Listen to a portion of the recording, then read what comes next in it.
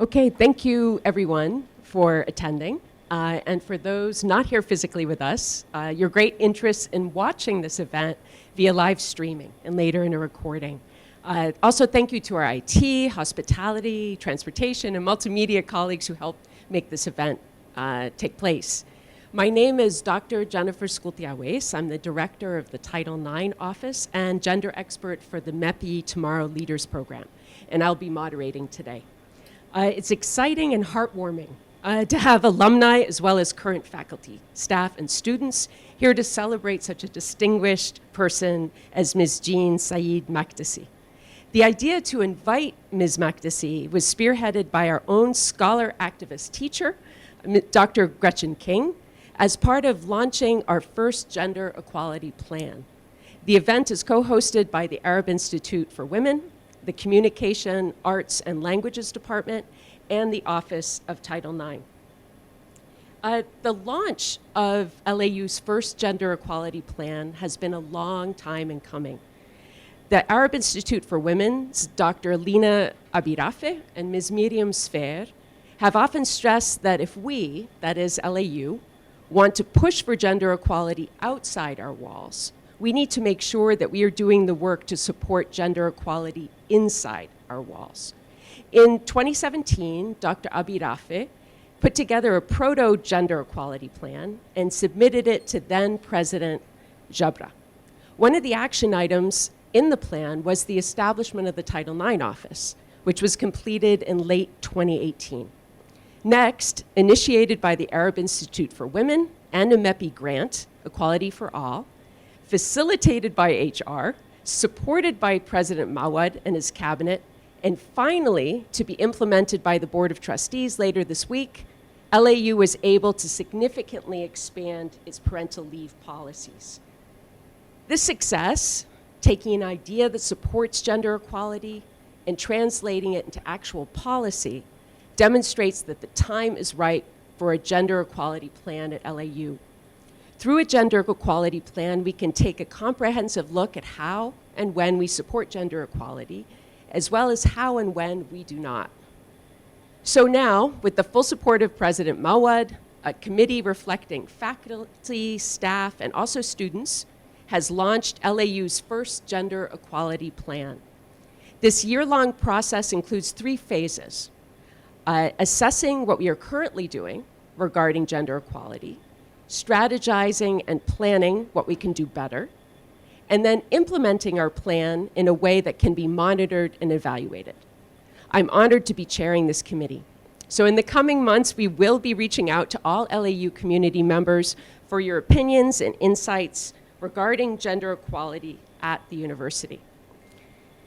So given the current crises facing the country and the university, we really can't have done any better than asking Jean Makdisi to share her lived experiences, her wisdom, and her knowledge.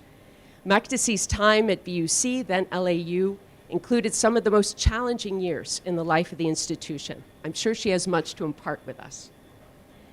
In reviewing some of Makdisi's scholarly work, I'm struck by her focus on how we can best benefit from the complex legacy of missionary-established liberal arts education in Lebanon, a legacy that includes LAU.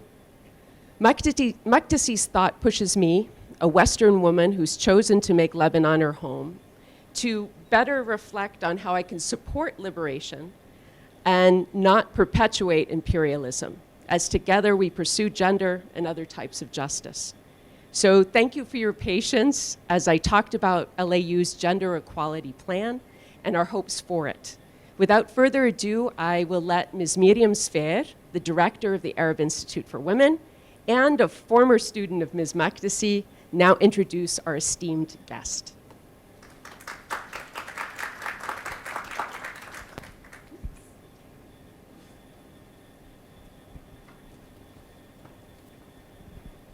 I'm honored to be part of this event. I'm going to introduce you a bit formally, and then I will say my reflections on my time being your student. So Jean Said Makdisi was born in Jerusalem. She grew up in Cairo. She taught English and Humanities at what is now the Lebanese American University from 1972 until 1995. She has worked with the women's movement in Lebanon and has written widely on Arab women and feminism, literature, and cinema. She has participated in numerous international and regional conferences and has been an active member of the Lebanese Association of Women Al-Bahithat, co-editing several books and organizing and co-organizing several conferences, most recently Arab Feminisms, A Critical Perspective, that was published in 2019. And she is now preparing with Al-Bahithat a big project on Arab women in wartime. So my remarks are going to be personal now. And they stem from the fact that Said Makdisi was one of the few women who influenced me as a student and later on as an activist. I took a course with Ms. Said Makdisi in 1995. At the time, I was working at the Arab Institute for Women, formerly known as the Institute for Women's Studies in the Arab World. I had a year ahead of me to prepare myself for my graduate degree that I was planning to pursue in the UK. I learned back then that there were two courses that were offered through the Institute that had to do with women's studies. One of them was on the situation of women in the Arab world, and another was on representations of women in the arts and the media. I took both courses as a special student, where I enrolled as an auditor, and I got no grades even though I did all the assignments. The course was an eye-opener and changed the way I looked at things. As a true mentor, Jean triggered us to think outside the box, to be empathetic, refrain from being judgmental, and urge us to shy away from binaries. We read Sylvia Plath and watched Misery and deliberated on notions of representation and madness and modernity and what it means. I have to admit that I'm indebted to Said Makdisi for pursuing my postgraduate degree in gender studies. Jean was among the central figures that influenced my feminist consciousness. Within the classroom setup, she taught us how to view things from a feminist lens and taught us to express ourselves through the scrapbook she asked us to produce. Still have it.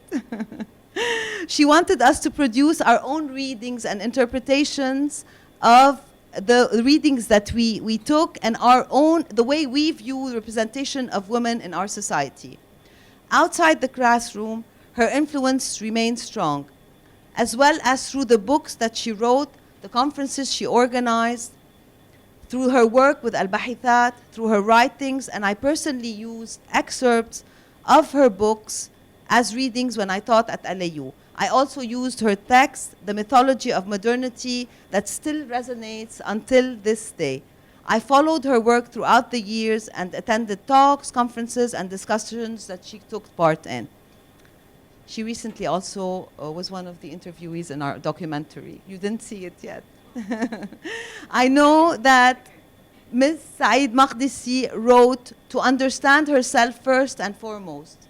So you wrote to understand yourself. And you called upon Arab feminists to do their homework. We as students and readers benefited from that because through your writings, we were able to, and according to you, turn towards our histories as a way to explore the layers of our present and our tomorrow. Said Makdisi instilled in us the importance of documenting things. As she so well reiterates, we have a great deal of homework to do on our past. I'm very honored to be sitting here with you, and I know that I will always learn from you.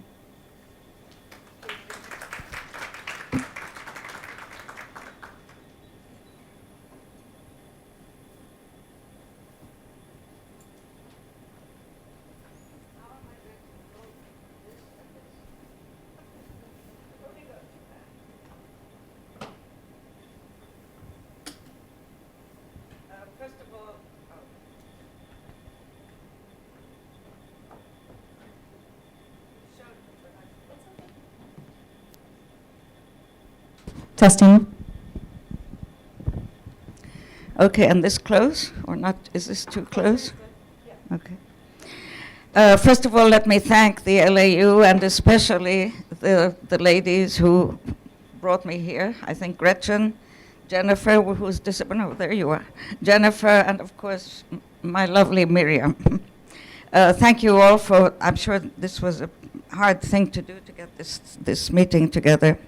It's been many, many years since I was at this, the hallowed halls of this. But this particular hall, I don't know, so whether it's hallowed or not, I suppose I'll find out. But it is, it's completely new. I didn't even know it existed, quite honestly.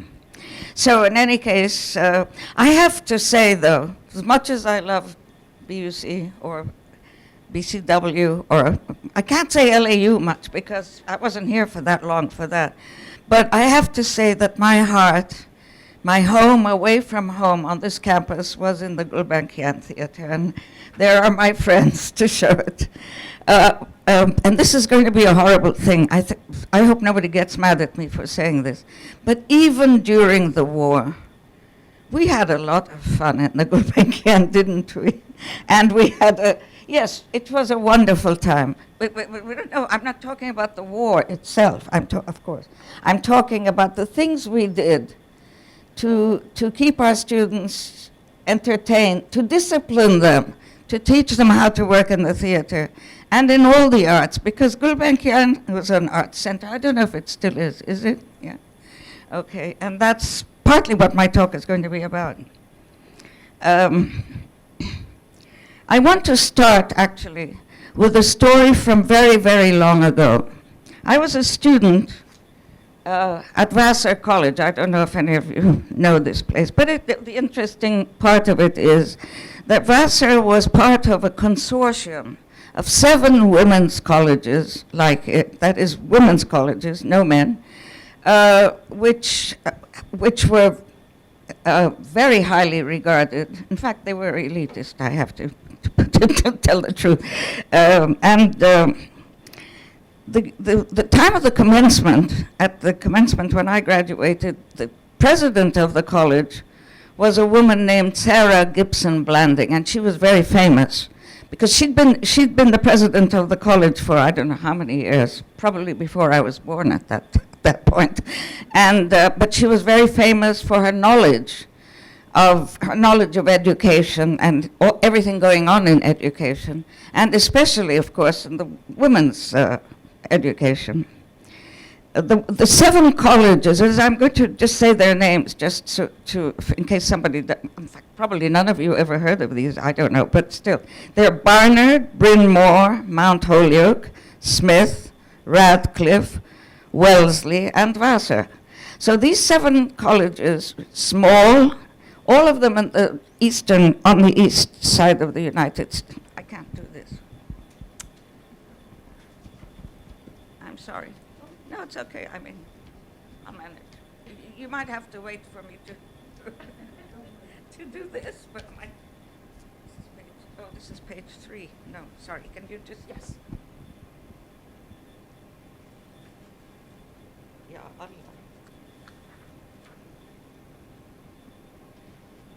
I'm going to do something inventive to. Hala? What am I going to do? There we go. Okay. At the commencement, did I mention these colleges were known, these 7 colleges were known as the 7 Sisters. And they were very famous at the time. In any case, at this commencement, Sarah Gibson Blanding was asked to give the commencement speech because she was retiring that year. During her speech, she issued a dire warning. She said, the private liberal arts colleges for women are doomed. Too expensive, they're too elitist, and they're doomed. They simply can't carry on. Inevitably, these colleges will have to admit men or close down entirely.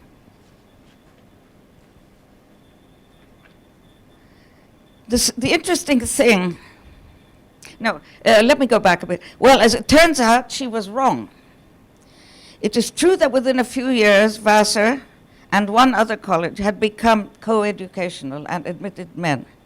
But today, 5 of the 7 sister colleges are still alive, still private, still exclusively women's colleges. I don't know now how expensive, in fact, I didn't even know then. I wasn't paying the bill. I don't know how expensive they are. I don't know how expensive this college, or this university is, I should say, but, or what the tuition fees were, or how many students were on financial aid, because that makes a big difference to saying this college is expensive, yes, but if it has a lot of if it gives financial aid, then it's not so expensive, in any case. But their reputation up till today is first rate, and they are recognized as first-rate centers of higher education. The interesting thing is that instead of the women's colleges dying out, as Sarah Gibson Blanding was sure they would do, it was the men's colleges that changed. They caved in and began taking women as students at around that time. I'm talking about the great men's colleges. I'm not talking about the universities, but the colleges. Harvard, Princeton, Yale, all of these. Even the United States Military Academy at West Point began taking women. And now women, I also don't have, maybe Lisa does, statistics about the number of women in these places, but the proportion is normal. I don't think it's even an issue anymore. But the women's colleges, the point I'm trying to make is that the women's colleges survived, most of them. When I began teaching here in 1972, this institution was called the Beirut College for Women. It was a women's college, and it was wonderful, I have to tell you. The gentleman here will forgive my saying this, but it was better. The mood, well, let me not go there now. I'll come to it, but I don't know how many students there were. I don't have figures. I'm not a statistics person, so I don't know how many women were at the Beirut College, and whether or not it was considered. We had students from all over the Arab world. Egypt, Kuwait, Saudi Arabia. I've written them down so that I shouldn't forget, but I've already forgotten, so I might as well go on to the next page. Sorry.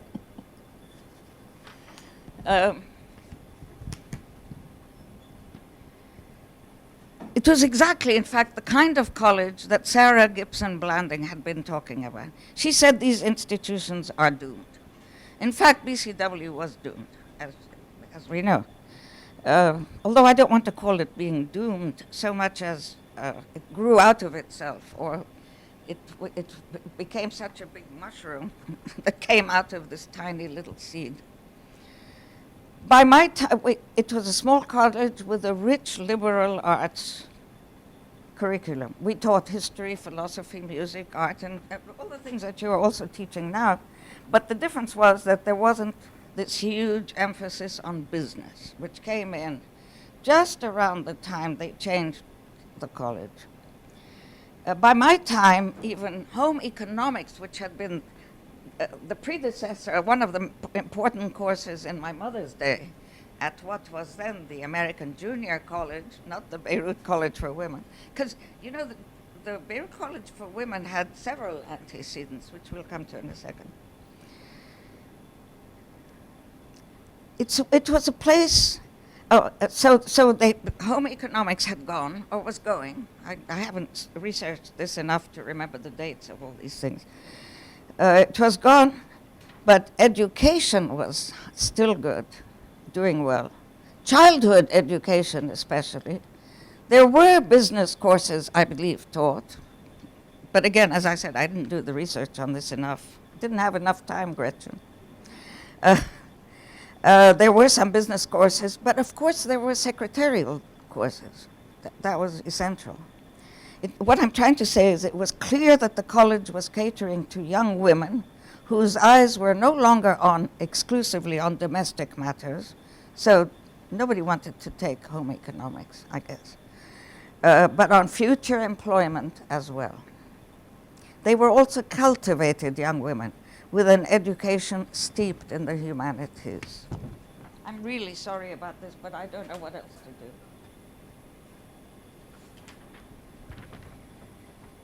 There was, oh, I started to say, sorry. Cultural studies began here, not at AUB as many people think. It began here and then it moved to AUB and grew. I don't know, did you know that? I bet not. AUB has a habit of sort of, I don't know, swallowing other people's hard work. Sorry, Samir.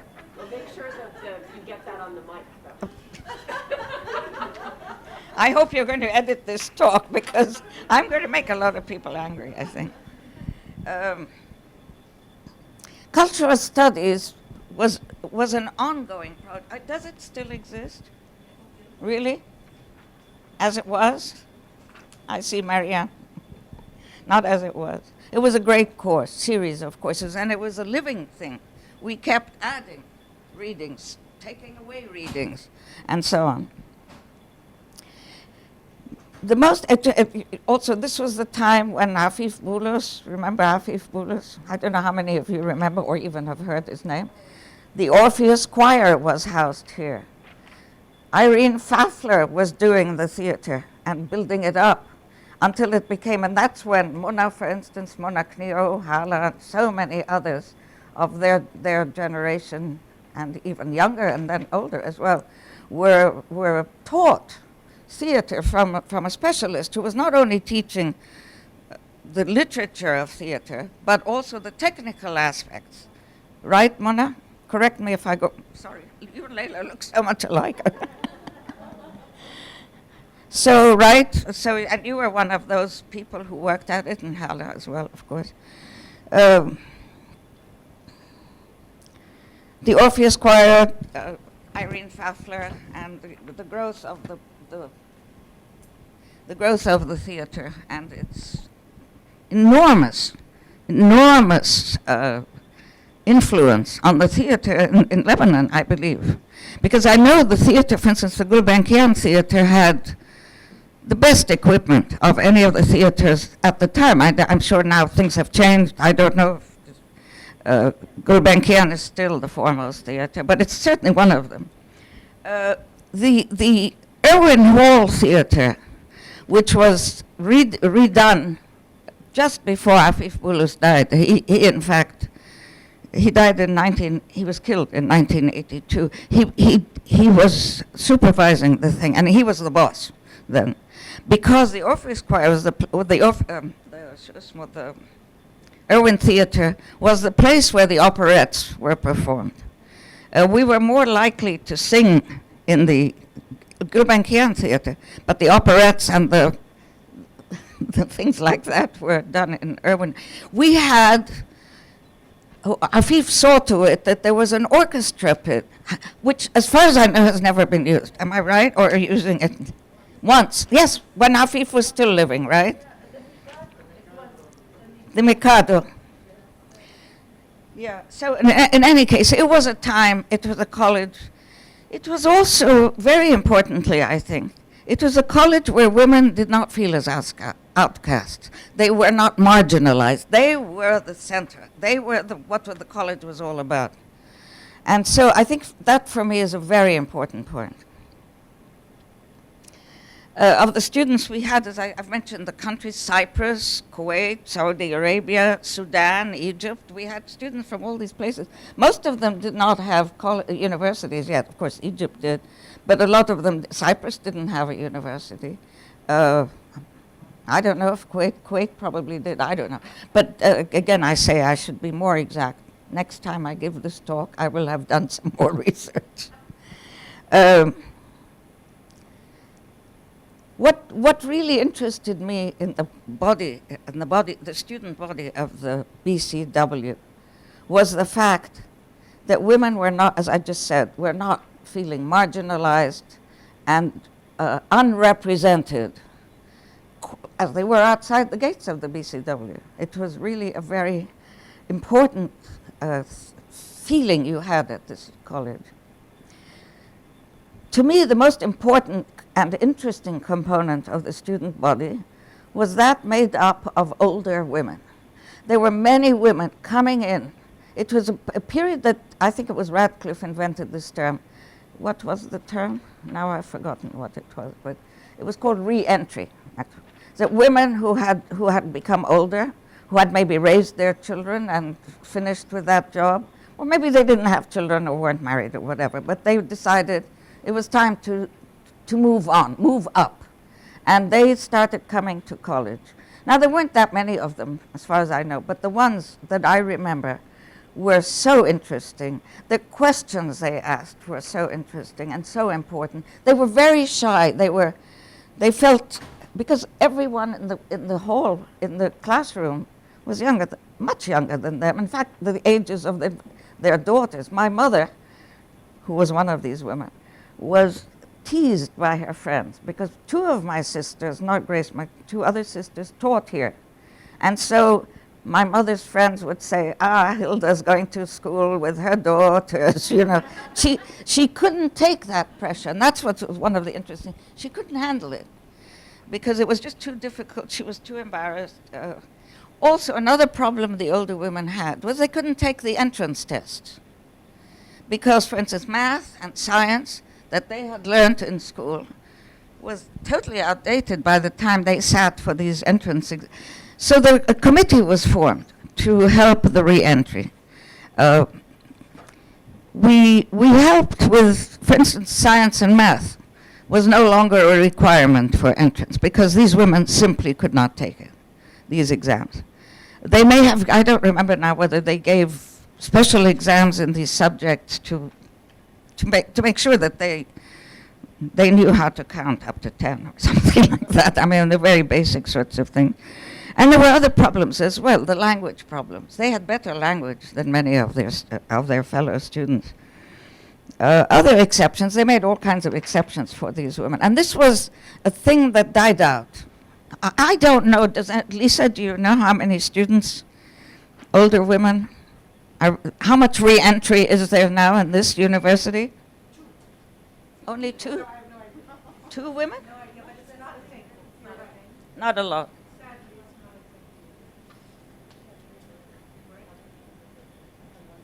My mother came from Palestine. She came from Nazareth to study at the grandmother of this, no, the great-grandmother of this institution, which was the Beirut, what was it called? The American School for Girls.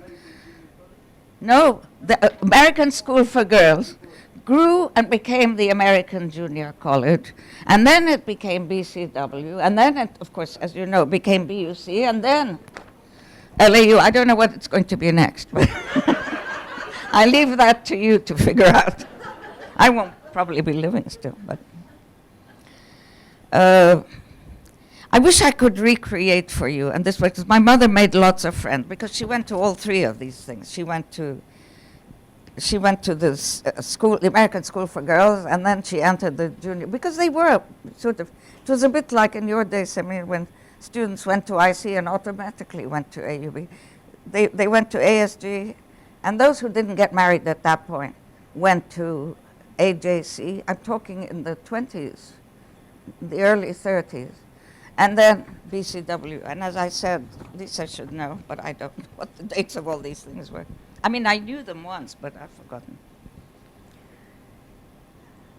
When I used to go and visit my mother when my children were young, and she was getting older, she had so many friends, and they were all from the college. They used to say the junior college or the college. If you gave a taxi driver now, if you asked them, where's the Beirut College for Women? Of course, they haven't a clue.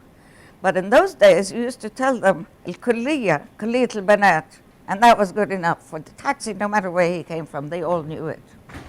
My mother and her friends, well into their old age, would have parties, lunch parties or tea parties. That's a thing of the past now, tea party. Who ever heard of a tea party these days? But lunch parties. And they were such a jolly, happy lot. You can't imagine. They would laugh. Women laugh a lot when they get older, by the way, when they get together. Men don't. I've never seen my husband with a group of men laughing. I don't know what your problem is. I don't know, but believe me, it's true. Women always laugh when they get together. So you'd see these old ladies singing and dancing. My mother, and one of her friends in particular, Grace, you remember Annie? Annie Smith, the mother of the late Patrick, would dance, and they would sing, and they would clap hands, and they were so, and you could tell all this happiness came from the college. In fact, they would say how much they loved the college. Yeah, I would love that. My papers are falling over, and I soon won't find the 5 after, or the 4, or wherever they've gone, I don't know.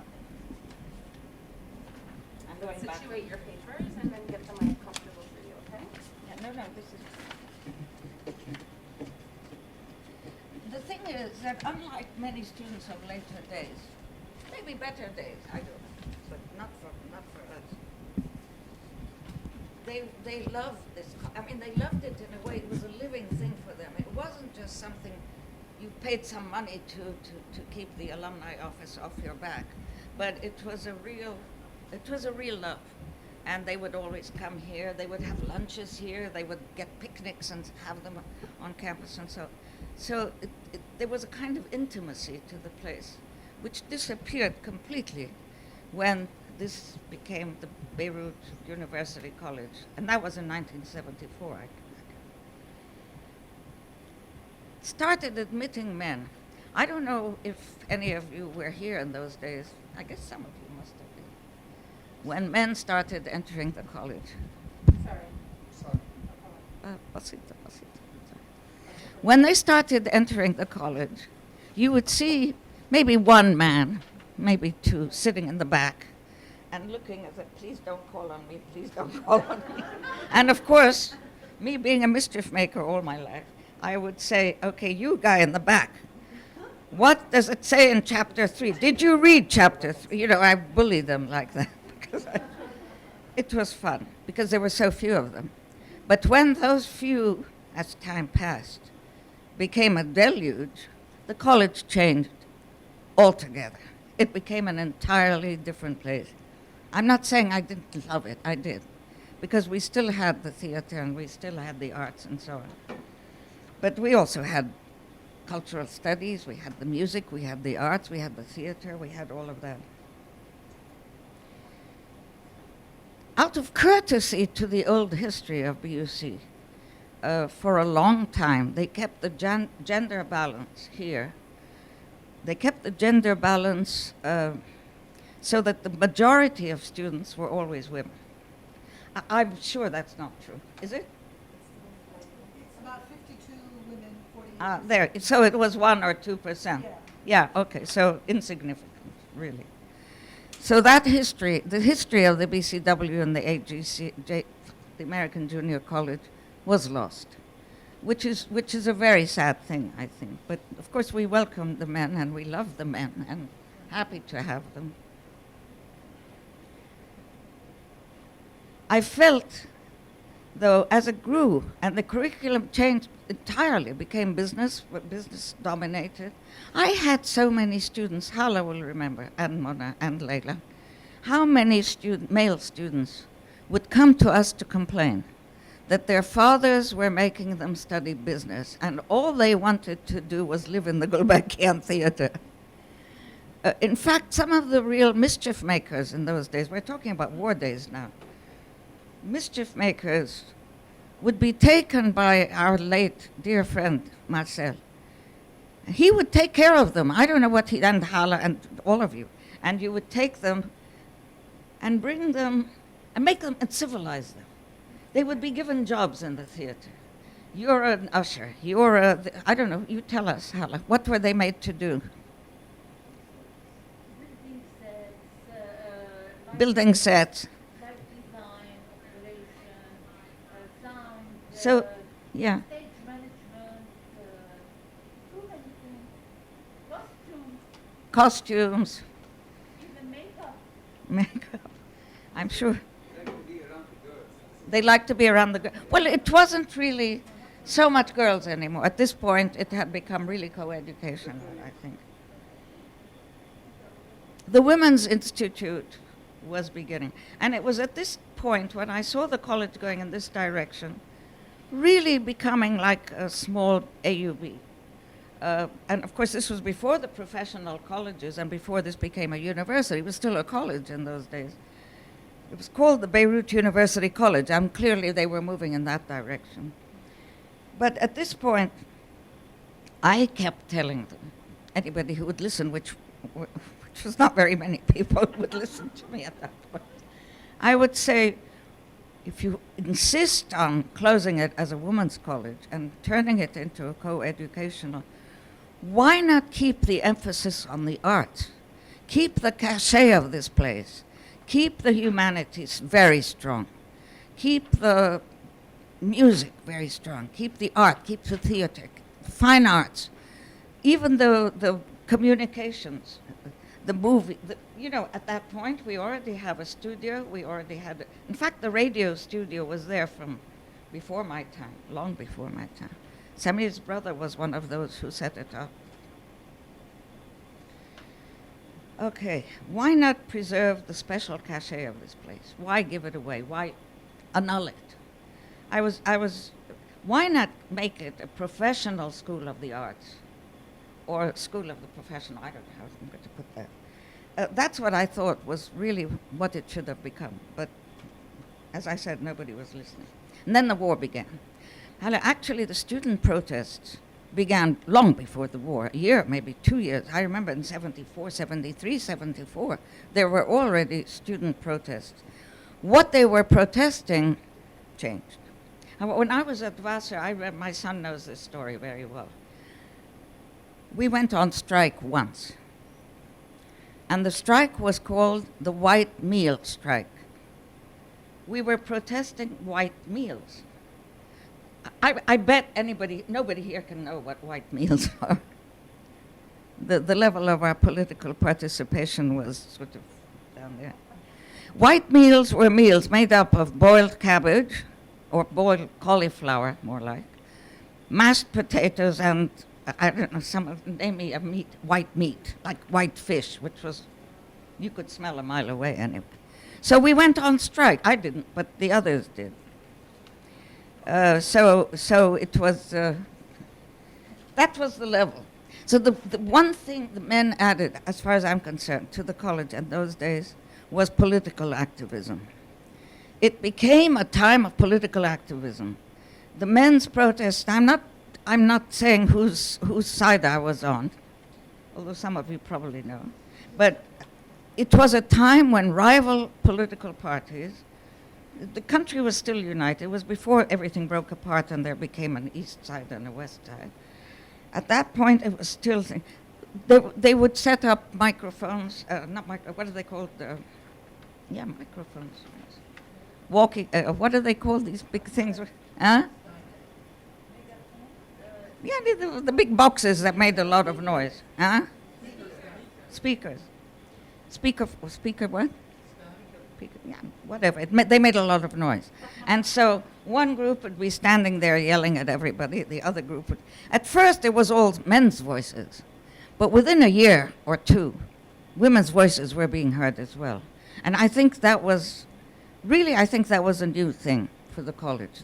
The women got involved politically. I remember one time, I don't know whether we should edit this, but the students locked the dean in his office. Were you here then? The dean, who was the dean? I'm not going to say his name.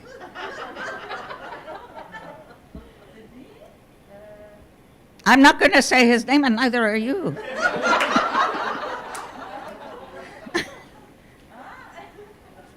Do you remember that? When they surrounded the deans, you were there? Were you one of them? Abdullah was too good. But anyway, when they were standing outside the dean's office and, banging on them, making a lot of noise, basically, and demanding something, I don't remember what. But whatever it was, as I said, women's voices were definitely heard. So the women had joined in these things. And I think that was the beginning of the women's movement to me, the real beginning. Not the women meeting, the older women meeting and discussing women's rights. I think it was much more the activists that got the women's movement going. I'm not trying to suggest that in the days of the BCW, they didn't know politics. They did. My mother was very, very proud of her papers. You remember the Hitler paper? She always talked about it. She wrote a paper at the beginning of Hitler's rise to power about Hitler, and she was very proud. This was a research paper. And she knew very well what she was talking about. Also, it was the time when the Palestine situation was booming. Oh, no, not booming. What's the word? When Palestine was in big trouble. And so there were lots of discussions here among the girls. They would take sides, they would have debates, and so there was nothing violent about it. It was very polite and nice and ladylike. And there were lots of other public. The business of women voting, by the way. You know, Lebanese women won the vote long before many European women did. I think in Switzerland, when was it? 1970 they started to vote, whereas here, 1950, no, but there was a recent vote. My other sister told us about in Switzerland recently. I don't want to say much about the war. I do want to say a couple of things. The number of times we were interrupted in class. Really, I've written a whole book on the war, so if you really are interested, you can read it.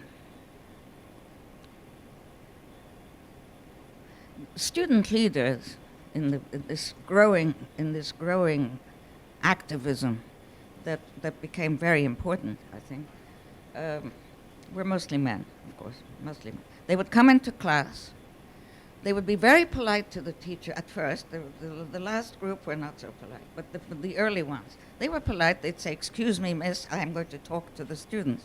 And they would invite them very effectively to join whatever was going on outside. So we lost a lot of days of course, some of the days lost were lost to the war and the fighting, but there were lots of days that were done by the students. We had to make this up, and this is where my first deep sense of injustice, which you asked me to talk about in the college, in the BUC now. These classes that the students chose to take off, to go on strike or to go on a march or whatever they were doing, we had to make up. The college insisted we have to make up every day that was lost. The problem was the only day they could make it up on was Saturday. And for me, as a young woman with young children, Saturday was a sacred day of going to the dentist, buying their shoes, getting their hair cut, going to my mother for lunch, which they all remember I hope they remember as a very important day in their lives and so on.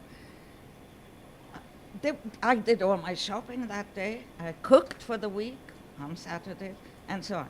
So to me, this was a huge injustice to the women professors. You know, I said, I would argue and say, the students went on strike, let them, to make matters worse, we were not allowed to give exams on Saturday, because that would be a burden on the poor students. I'd say, okay, if they would choose to go on strike, let us give them only exams on Saturday. That would fix. But that, no, of course, tried these arguments, and of course I lost the argument.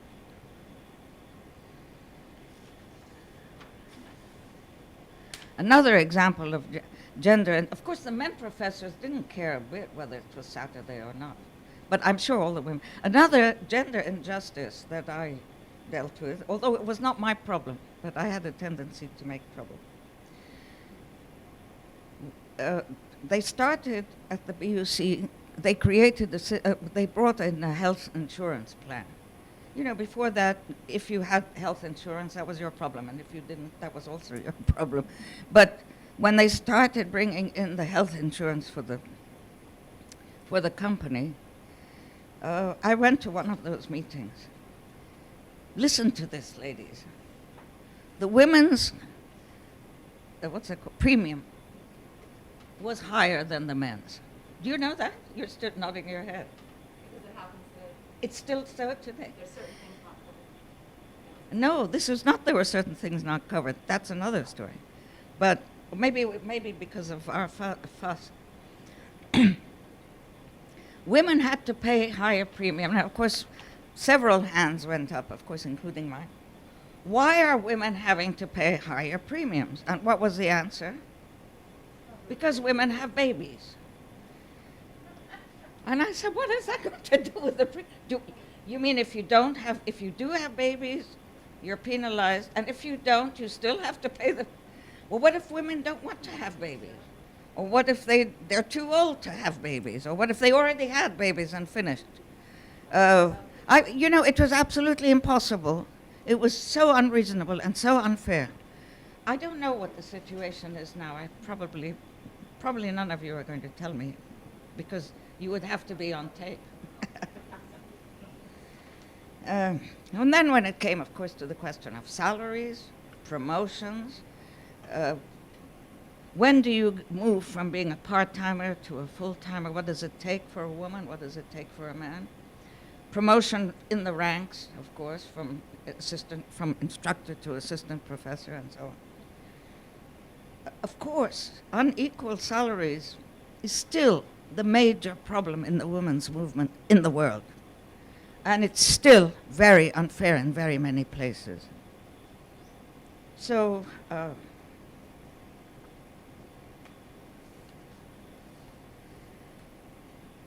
when I entered the women's movement and started going to meetings, I just want to make sure this, yeah.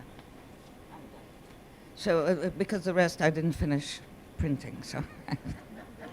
So I'll do it from memory anyway. When I first started going to the women's movement, the official movement, meetings and, their primary interest was equality. Women's rights, as they kept calling it. حقوق المرأة. Okay, what are حقوق المرأة? I would say, I don't understand what that means. Religious حقوق, political حقوق, representational حقوق, what?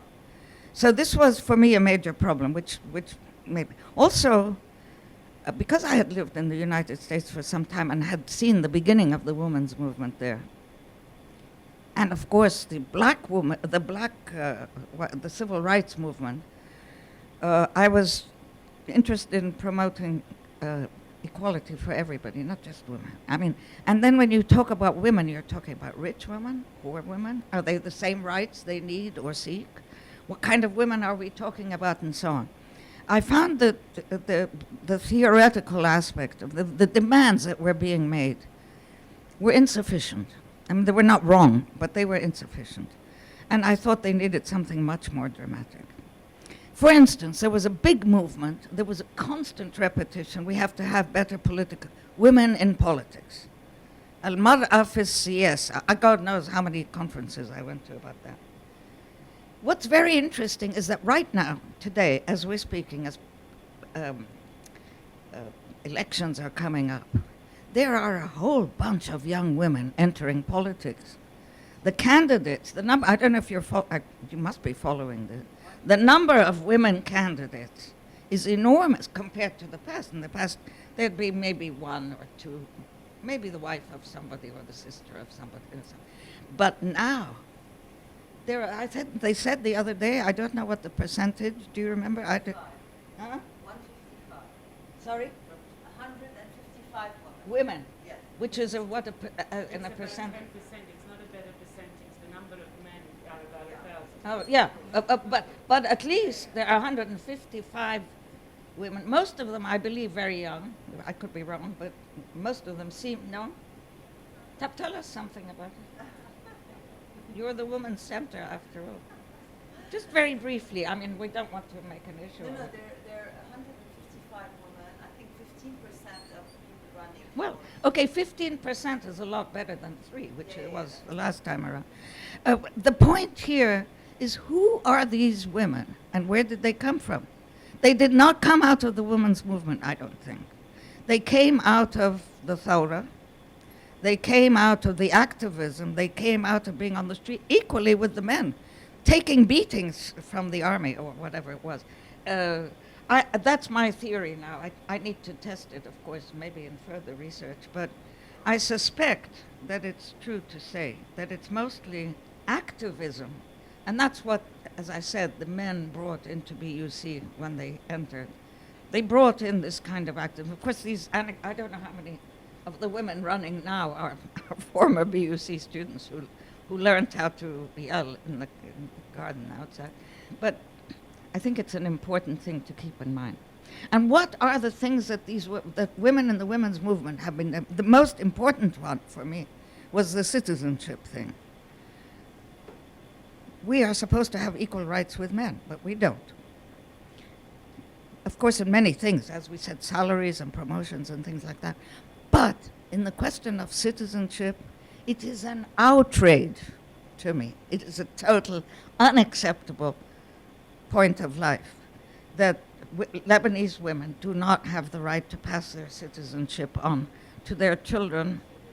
In fact, the women's movement itself was demanding that they pass their right only to their children and not their husbands, because the problem was with the husbands in the first place.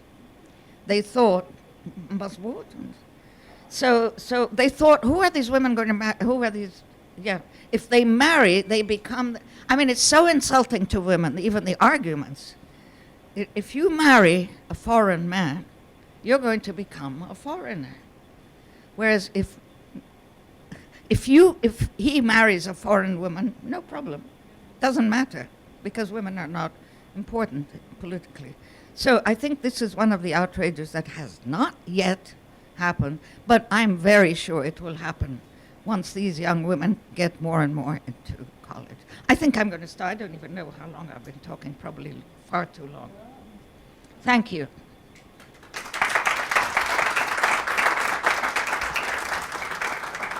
I'm sorry, I've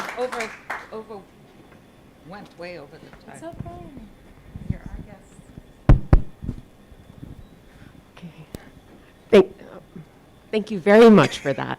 And also for the humor bringing into the recollections, because I think that's always a... If we don't keep our sense of humor, especially these days. Exactly. Well, we'd like to open it up to some questions from the audience. We have a lot of students here. They could be angry things they want. Disagreements. So some questions. We have to speak into the mic so that they can hear.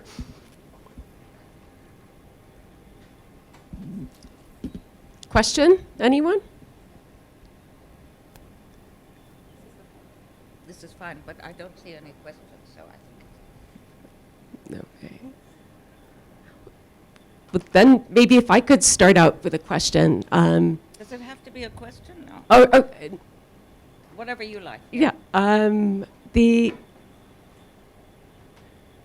Is there anything that you...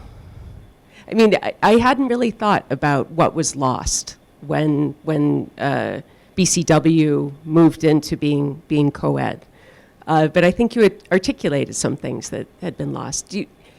Can you think of any ways that some of the good things about BCW could be brought to, hopefully, a more gender equal LAU?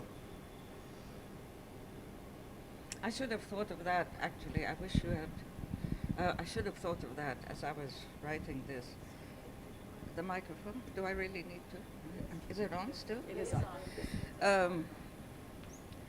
How to have kept that spirit. I think the size, well, it's too late, I think. I mean, that has it's gone. It's what Sarah Gibson Blanding said. It's gone. The opportunity has gone. She was wrong, because it's still there.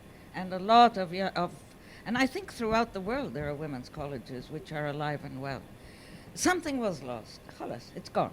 I don't see how one can backtrack. But I can see that one can, to the professional schools that have have grown and prospered at the LAU, I don't know why there can't be. I don't know what the curriculum is now, by the way, but in the undergraduate thing. Is there a way to keep the arts or the humanities alive and well. Are they alive and well, or are just lip service being paid because, it looks nice that we have philosophy and art and music and stuff? I don't know. Is it possible to go backwards? No. I mean, yes. Please do. We're delighted to find a question. Well, I kind of got very interested in LEU and the arts program here because of you, because of my role in Gilgamesh.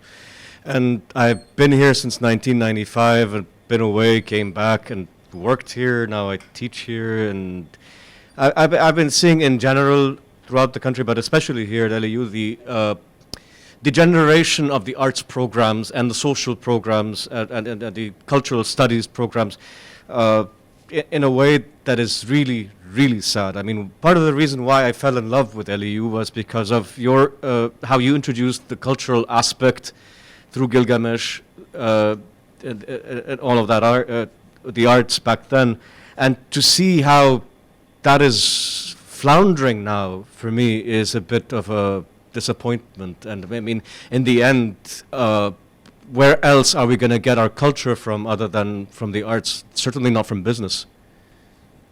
But do you know why this has happened?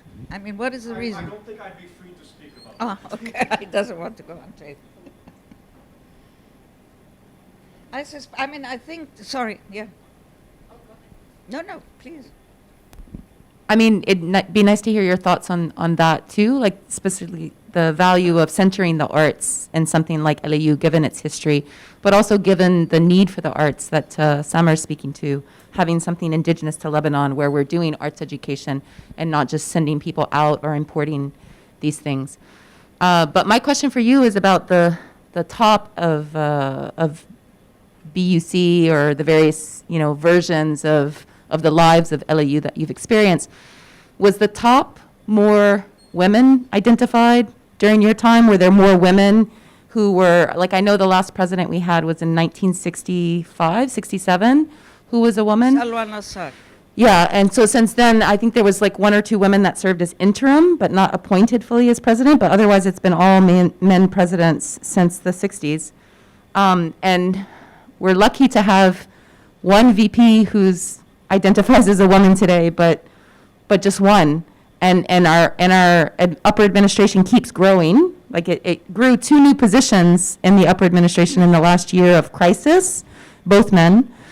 So I'm wondering if in your time, if there were more women in decision-making roles, and if you think that made a difference in terms of the programming, in terms of the curriculum, in terms of the vision of the institution, to have more women in decision-making roles, because that's something we're going to be looking at for the Gender Equality Plan Committee.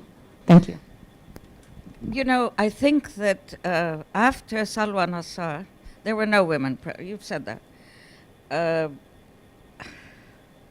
Deans, yes, there were deans. There were chairwomen, or chairs, as I prefer to call them. I hate the word chairperson. Directors, the office of the administrative offices. So the registrar was for many years Dajbara. Probably most of you remember her. Irene Fafler was not dean, was she? She was dean of what? Of the humanities, yeah. Okay. Yeah, so there were a few, but Irene, I don't know about, I don't remember whether Dad was. Irene was certainly at BCW. Was she not? Yeah. So these were all outgrowths of BCW rather than, I think it's such a huge institution. I don't know what the number of students is now. What do we have? 8,000. 8,300, wow. It couldn't have been more than a few hundred, but in the period I was talking, BCW. I don't know, but I imagine couldn't have been. Maybe even fewer, I don't know. I know that at one point during the war, I bumped into Riyad Nassar, sorry, in the corridor one day in the middle of the summer of 1982. And he was trying to think about the next semester. And he told me we have 800 students. That was the highlight of the war. Yani, this was the lowest it got, at least, I think in the whole college he meant 800. That was when things were, he didn't know whether there was going to be a next semester, in fact. So that was the size of BCW, BUC, but still close enough. No, not really, no. I don't know. It's too big now. But the question is the curriculum, of course. And to change the curriculum, you may have to change budgets. The theaters, for instance, if they had a big injection of good money, who knows what they can do with their students? I don't know. The curriculum changes, of course. Pressure. One of the reasons I did Gilgamesh in the first place was because students kept complaining about CS. They couldn't be bothered. And the reason for that is most of the teachers didn't like CS because it was a lot of work. And many of the teachers hadn't a clue about Gilgamesh. And I was in love with Gilgamesh from the first time I heard the name of this guy because it was such a beauty. It's the first poem written in the world, in the history of mankind. And it's about love, it's about friendship, it's about death. At one point I'm not going to tell the whole story, obviously, but I might enjoy doing that. Don't get me started. Gilgamesh, his friend, he's a tyrant, he's a terrible man, he's a king, he sleeps with all the virgins, and he takes all the men to his army and so on. So the people pray to the gods. They say, please send someone like him. Send him to control him. So the gods send Enkidu. And Enkidu becomes like his brother. They become brothers. In fact, they fight. And so anyway, to make it up, I'm not going to get into the whole thing, I promise.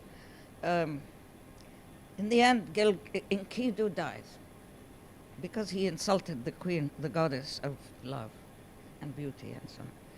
So, because he loves her, and she doesn't, no, she loves him and he doesn't care for her.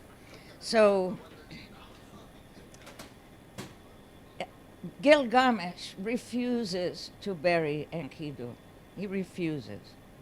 Because he says, this death is, I simply refuse it. Now, what better way has there ever been said anything about death? I refuse it. I don't accept it. It's not right, it's not fair, I don't want it, I refuse. But of course, in the end, he has to bury Enkidu. But then he gets his artists, the artisans. He makes them build a statue of Enkidu in the hope that that will bring him back.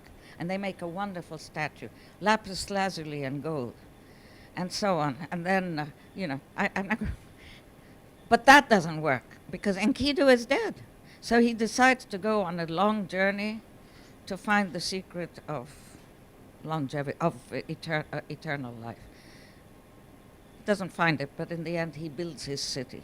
He's in a bit like the stage we're in now here. It's death, and we refuse it, but we have to build it, build our surrounding. So he builds his city, concentrates on that, and he becomes wise. So that's the end of the epic. But I thought this was so wonderful, especially the part where he refuses death. I refuse. And I refuse, too. Those of us who are religious maybe have an answer to that. Anyway, that's a whole other thing.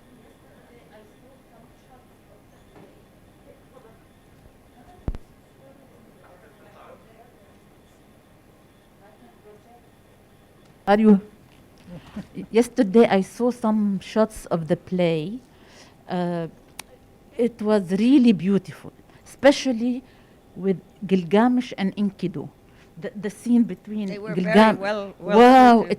it was so powerful, and I regretted I didn't tell Gretchen about this video. We could have played some parts here. No, Ya Allah. But, it was very beautiful because I loved it. You And got- we used Mona, of course, was very important to the singers was Hala. She was the I had no technical idea what I was director doing in at the first, play. but Mona was yeah, the we technical used director. music from And ancient the times. music, We used yes. ancient Egyptian. I found Yes. ancient Egyptian music. Yeah. We used ancient Egyptian. We used some Sumerian, what was it, Iraqi or something, some ancient civilization music from Iraq, and we used very modern music, which has an equally. So Yes. it was really superb. Yeah, the I'm sorry, I'm not costumes- saying that because I was No, involved, no, no. but just because. I wanted to say that whatever we did it with passion because of the people around us. They were very passionate about their work. For example, Mrs. Makdisi, she was so passionate about the work of Gilgamesh because she knows it by heart. يعني she يعني she could شو بيقولوا التعدي contaminate contagious. Yes, it was so contagious that we all loved what we're doing. This is يعني somehow we are missing, unfortunately. Other questions or comments from people? Yes. It's just to echo something that Mrs. Makdisi was saying about the loss of or the focus away from the arts. And I've noticed that this is what seems to be happening, especially the fine arts has completely disappeared.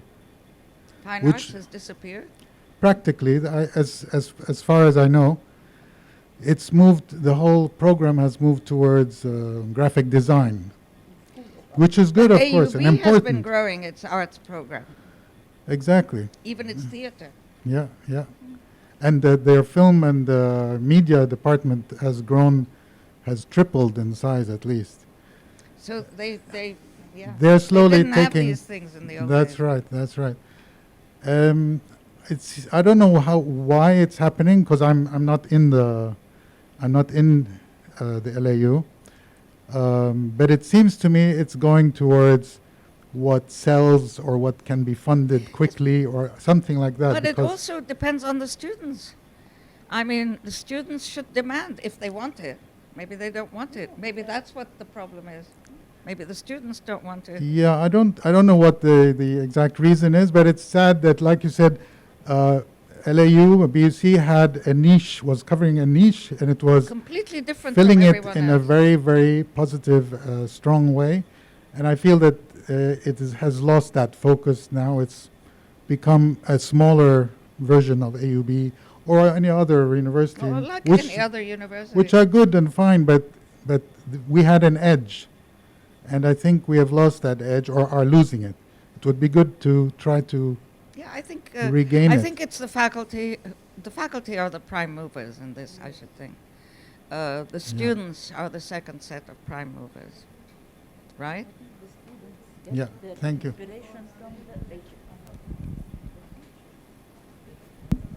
Just to speak to that, a lot of, because I'm in the communication arts department and in the TV film mostly, we do get a lot of students from the business school who are very interested in Absolutely. taking these courses, but can't because their parents won't let them. It's still they say it's the same old argument over the ages, sadly. Another aspect I might want to ask is, speaking because this has a lot to do with women's rights and gender. And a thing that I've noticed: how do you invigorate the women in this, the students, female students, to stand up for their own rights and not be complacent about not take things for granted, because I see that a lot between our students. But the students are there. Yeah. I think. Are you all students, ladies? Do you have strong feelings about the courses you're taking? No? People don't listen to students enough, by the way. I'm not currently a student. I'm an alumna, but Sorry? I made. Oh, sorry. I'm an alumna. I'm not a current student, but I majored in biology and minored in psychology at LAU. And it's one of my regrets of not being more involved in the arts, which is why I went on and then did my master's in journalism and documentary filmmaking to sort of sneak my way back in. But I think this is a problem, as was mentioned before, that students are not encouraged to pursue the arts in general. So that's why a lot of students are not demanding these programs. Not encouraged by what? By what stops them? Counseling at schools and high school, counseling at the university. I don't think I've really ever had proper career counseling. I just tried different things and tried to find out. So I think this is one of the major problems where we were never taught to appreciate the arts. We've had to teach this ourselves from just being curious, and that is not enough to implement curriculum changes. And we need more support. Now for Samir's question about students standing up for themselves, I was involved in a lot of student clubs and student engagement, and I did find the support. I was at LAU between 2016 and 2019. I found a lot of support from a lot of staff and faculty members, but I don't think it was really like an institutional support. It was more on an individual basis kind of support. Unfortunately, a lot of the time I would be cut off by a male colleague or spoken over, and a lot of these instances were overlooked. No one else who had the authority to stand up for me did in that room, even women, faculty sometimes. So that's why in some instances we're not able to or don't feel empowered to stand up for ourselves, and other times where we do find the support, we do. And this is why I think I personally had a great time at LAU. I had the support of amazing women faculty and staff, but it's just not institutional. It's just it's your luck, whatever you end up with, and try to work with. Can I just make a very brief comment? The reason I think women students, there have been studies done in schools. Girls' classes versus boys' classes versus mixed. Girls in, what's the word, segregated, what? Sorry, unisex classes, girls do very well. When they're mixed with boys, the boys dominate the class. And I saw this happening here. I saw it with my own, I lived it. When there were women students alone, and that's what I meant by the special cachet of the Women's College. It sounds old-fashioned, but there are lots of people believe me, going to Wellesley and Smith and all those places, because it's a very valuable experience for a woman. You don't get plunged into the world which you did not help create. The men helped create the world that we live in. I'm not saying individual men, obviously, one is not a sophomore, but sorry. The world we enter is not our world. Our world is quiet. Men have loud there's a book, by the way, for anybody who's interested in this. I think it's in your house, by the way, one of your daughters mentioned it. It's by a woman, a very famous feminist now writing, called Mary Beard. And it's called, I can't remember what it's called, but she's a professor of ancient history, ancient Greek, actually, at Cambridge or Oxford or something. And she writes in this book about the voices of men. Men's voices are loud. If you watch the TV speeches, things, the debates on TV, Marcel Ghanem and all those people who have programs on TV, they yell. Women don't do that. And so if you're in a competition with a man, you're going to lose. It's as simple as that. And men dominate the classroom. When we had a lot of men pouring in, at first they were the minority. They were very quiet. But when they came to them, they dominate the classroom. They're the ones who raise their hands. They're the ones who tried to smoke during the war. One or two poor boys tried to smoke in my class, and they didn't get on with their cigarettes. Sorry.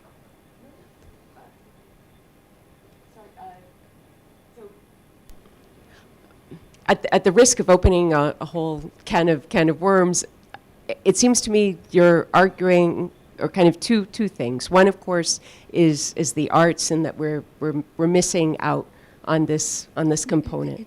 It's not the arts. It's not just the arts. It's what happens to you in the arts. Yes, is it? No, and I remember I'm a political scientist, and a high school teacher once said to me when he learned that I was becoming a political scientist, he looked at me and looked stricken and said, "But Jenny, what will happen to your soul?" And that's stayed with me as a political scientist, because the arts, the humanities, all of those things, that's what sustains your soul. It doesn't necessarily give you a job, but it sustains your life, your civilization. But I hear you talking about, in a sense, a loss of the feminine, maybe, in except this as a space. feminist, I worry about that word. But Yeah. I mean, there was something gentle, for sure. Of course, the war came. I mean, the BUC coincided with the war, more or less. In fact, 74, I think, was the date. I don't know if any of you remember. Yeah. I think it was 74 when it became BUC. 74. Hey, so the war was, it had already begun, but it was still a bit... 73 BUC, yeah, whatever, yeah. You see, it was just... But you didn't really feel the effects, Yani. By the time they started taking and a lot of men wouldn't go, at first. But when they first came in, as I said, they would sit in the back, and they would be like this, Huh? They were what? They were mainly in the arts, yeah. But anyway, I don't know that there's a single answer. I'm sure the curriculum has to be. They have to stop thinking, the administrators or the people who make these decisions, which includes departments and faculty and so on. They have to start thinking outside the notion that students need jobs. Okay, art is a job too. I mean, work in the theater. At one point, theater was regarded with a bit of, it wasn't so nice for a young lady, and especially when the men started coming in. But then, the proof of the pudding, I don't know, the employment possibilities but there's huge now, right? With the television, theater. Well, I don't know. That's.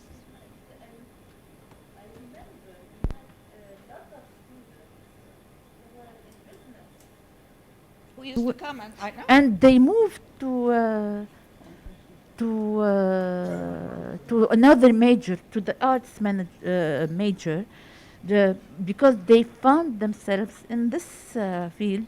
And for example, Mohammed Musulmani, you remember him, and he sends you his love.